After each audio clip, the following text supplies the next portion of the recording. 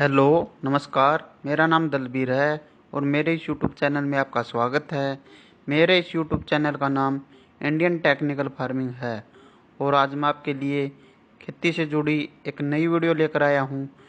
इस वीडियो में मैं आज आपको बताता हूं कि बाजरा की बिजाई के समय कौन कौन सी सावधानी रखें जिससे कि बीज का अंकुरण 100% तक हो, जिससे कि हमें कम खर्च व कम समय में ज़्यादा से ज़्यादा फसल की पैदावार प्राप्त हो, जिससे कि हमें एक अच्छी इनकम प्राप्त हो। इस वीडियो को अंत तक ज़रूर देखें ताकि आपको खेती से जुड़ी सभी जानकारी प्राप्त हो। अगर आप चैनल पर नए हो तो इस वीडियो को ज़्यादा से ज़्यादा लाइक, शेयर तथा चैनल को सब्सक्राइब जरूर करें ताकि अन्य किसानों को खेती से जुड़ी सभी जानकारी प्राप्त हो और आने वाली वीडियो की नोटिफिकेशन आपको मिलती रहे। चलिए वीडियो को स्टार्ट करते हैं। हेलो, नमस्कार। सभी किसान भाइयों का इंडियन टेक्निकल फार्मिंग में आज आपका स्वागत है। आज मैं आपको 86M84 पॉइनियर की हाइब्रिड वैरायटी के बारे में आज मैं आपको बताऊंगा। यह पॉइनियर की 86M84 वैरायटी पॉइनियर की हाइब्रिड किस्म है। यह किस्म खरीफ और जायद के लिए उपयुक्त है और यह सूखा सहन करने की क्षमता रखती है। इसके पौधों की हाइट 6.5 से 7.5 फीट तक रहती है तथा इसका पौधा लगभग कटाई तक पूरी तरह हरा रहता है। यह वैरायटी 75 से 80 दिनों में पककर तैयार हो जाती है। इस वैरायटी का तना मजबूत, जड़तंत्र गहरा तथा फैला हुआ होता है। 86M84 पॉइनियर की हाइब्रिड वैरायटी में पुष्प अवस्था 40 दिनों के बाद शुरू हो जाती है। 86M84 वैरायटी का सिट्टा रोएदार दानों से कसा हुआ, इसकी सिट्टे की हाइट 35 से 42 सेंटीमीटर होती है और यह एक समान ऊंचाई की होते हैं। 86M84 पॉइनियर की हाइब्रिड वैरायटी की पैदावार की बात करें तो इसकी पैदावार की क्षमता 32 से 35 क्विंटल प्रति हेक्टेयर होती है और इसके सूखे चारे की बात करें तो 80 से 90 क्विंटल सूखा हरा चारा हमें देखने को मिलता है। 86M84 वैरायटी यह वैरायटी जोगिया और डाउन मिल्डी रोग के प्रति अवरोधी किस्म है। किसान साथियों, 86M84 वैरायटी अधिक पैदावार देने की क्षमता रखती है। इसकी बिजाई की हम बात करें तो पौधे से पौधे की दूरी 15 सेंटीमीटर और लाइन से लाइन की दूरी 45 सेंटीमीटर रखना होता है। लगभग 1 हेक्टेयर में लगभग 2 लाख के करीब पौधों की जरूरत होती है। 86M84 की वैरायटी का दाना मोटा तथा भूरे रंग का होता है।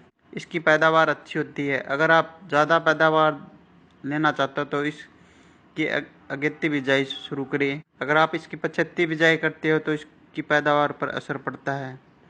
अगर मेरी यह आपको वीडियो पसंद आए तो इस वीडियो को ज़्यादा से ज़्यादा लाइक, शेयर और इंडियन टेक्निकल फार्मिंग चैनल को सब्सक्राइब करें। जय जवान, जय किसान। धन्यवाद। बाजरे की खेती की पूरी जानकारी। बाजरे की खेती सिंचित तथा असिंचित क्षेत्रों में की जाती है।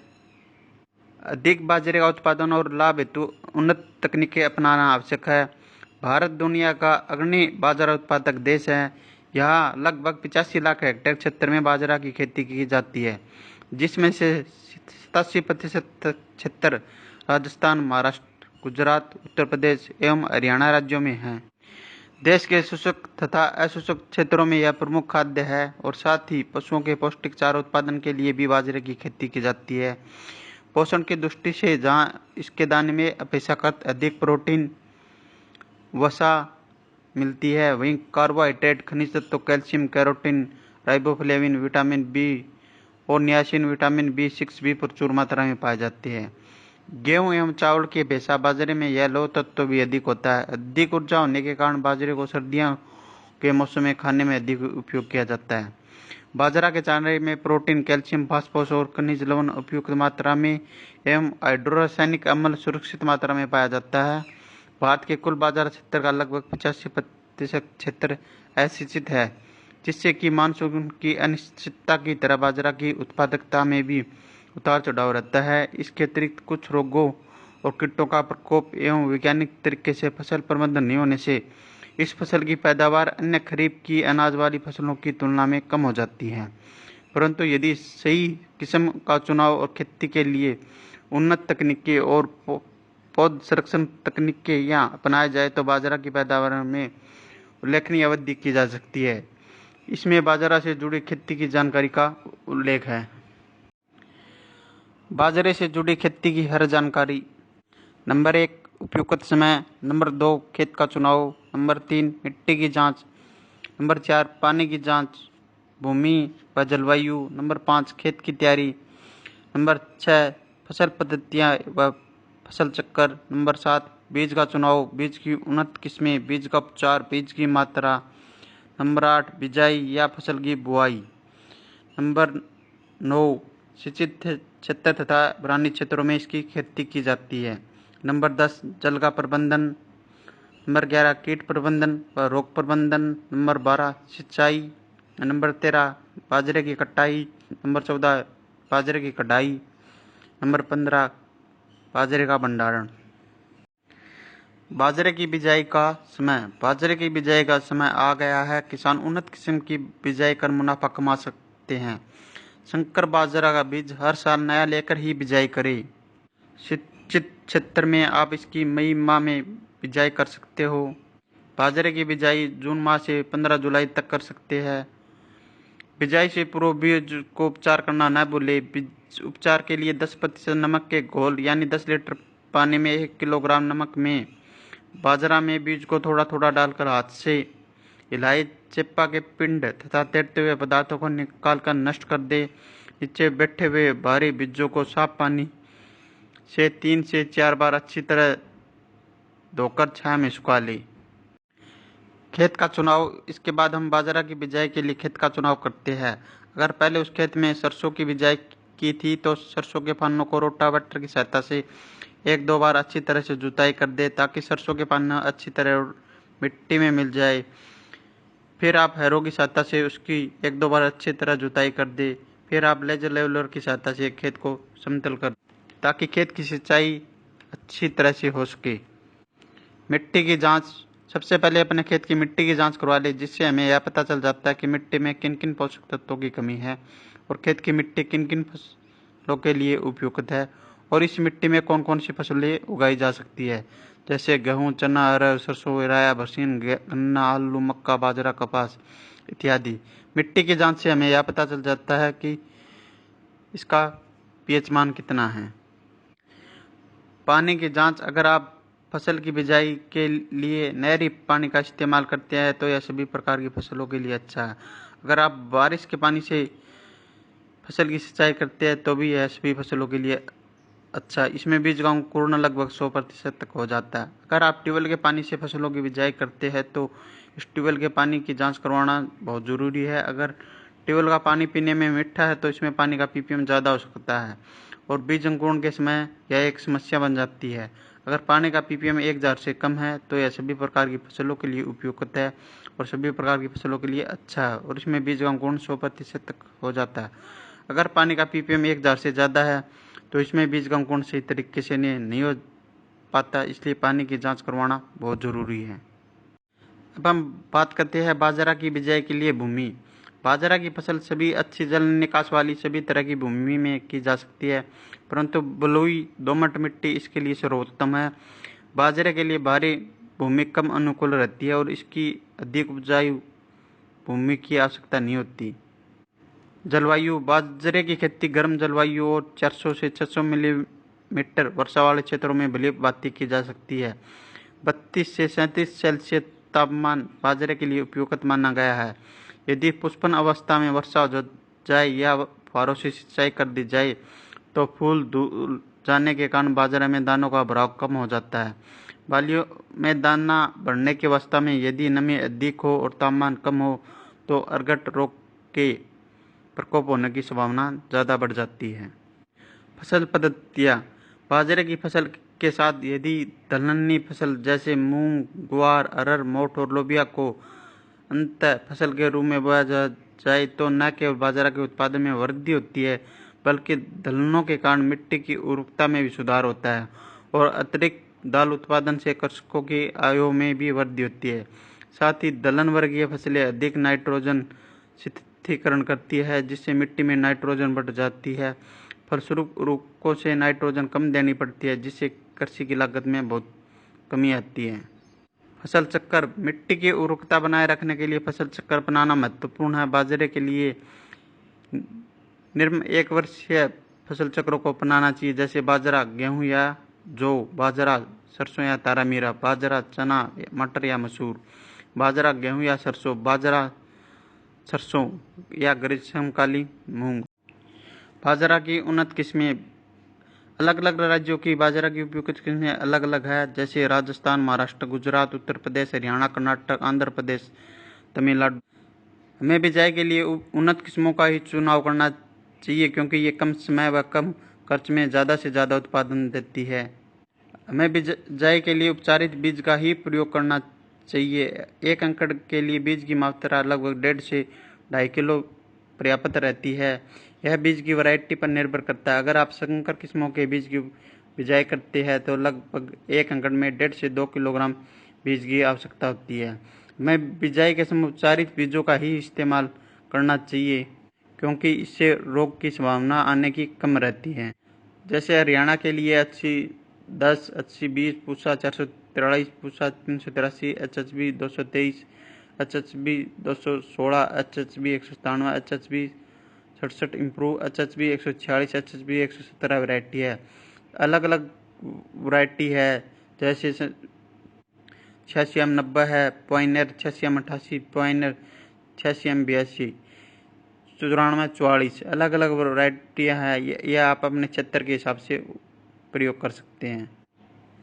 इसके बाद हमें अच्छी तरीके से खेत की तैयारी कर लेनी है। गर्मियों में गहरी जुताई करें और उत्तम जल निकास के लिए खेत को समतल कर ले। बाजरा की अच्छी फसल लेने के लिए एक जुताई मिट्टी पलटने वाली हल से करनी चाहिए और इसके बाद 2-3 बार जुताई करके बुआई करनी चाहिए। दीमक तथा लट के प्रकोप वाले क्षेत्रों में 25 किलोग्राम प्रति हेक्टेयर की दर से फोरट अंतिम जुताई से पूर्व डालनी चाहिए। बाजरे की खेती शून्य जुताई विधि द्वारा भी सफलतापूर्वक की जा सकती है, इसलिए खेत को समतल करना तथा मिट्टी पर पूर्व फसल के अवशेषों या अन्य वास्तविक अवशेषों का आवरण करना रखना लाभप्रद होता है।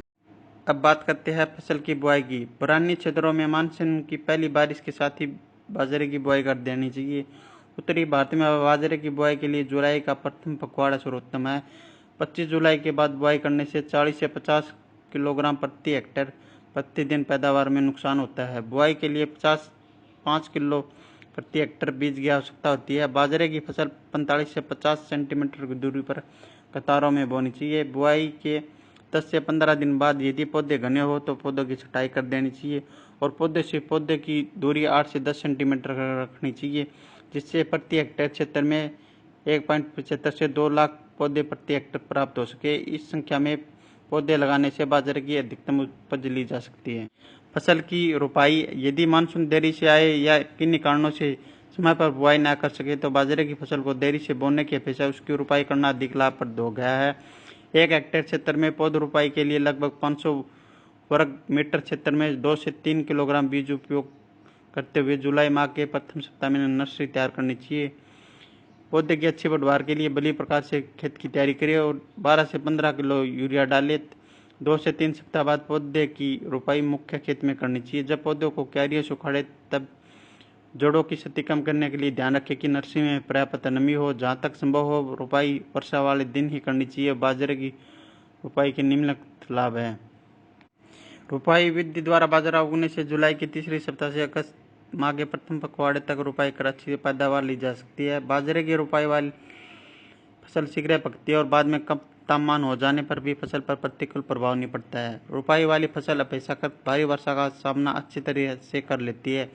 रोपाई के समय रोगग्रस्त, कमजोर व बेमेल पौधों को पहचान कर अलग किया जा सकता है। इस प्रकार सभी पौधे स्वस्थ होंगे, बाजरा का उत्पादन भी अधिक होगा और लाभ में वृद्धि होगी।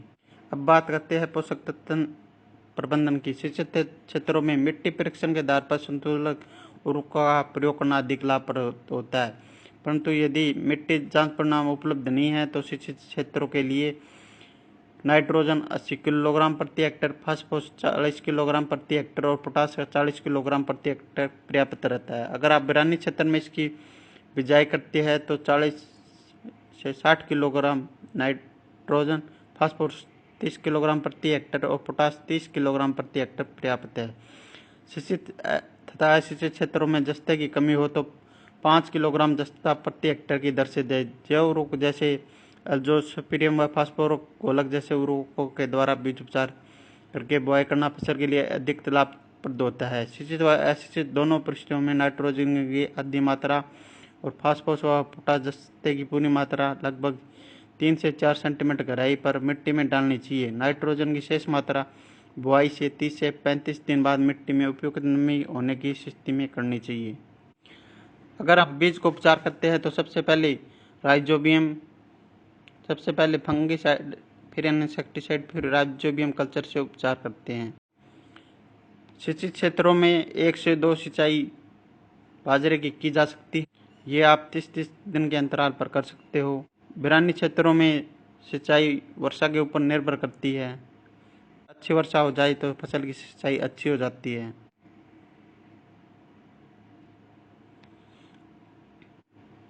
जल प्रबंधन। यद्यपि बाजरा की फसल मुख्यतः बिरानी क्षेत्रों में ली जाती है, परंतु फूल आते समय व दाना बनते समय नमी का होना अधिक हानिप्रद है। अतः यदि सिंचाई का स्रोत उपलब्ध हो तो इन अवस्थाओं पर सिंचाई करना लाभप्रद होता है। बाजरा जल भराव से भी प्रभावित हो जाता है, इसलिए जल निकास का समुचित प्रबंध होना आवश्यक है।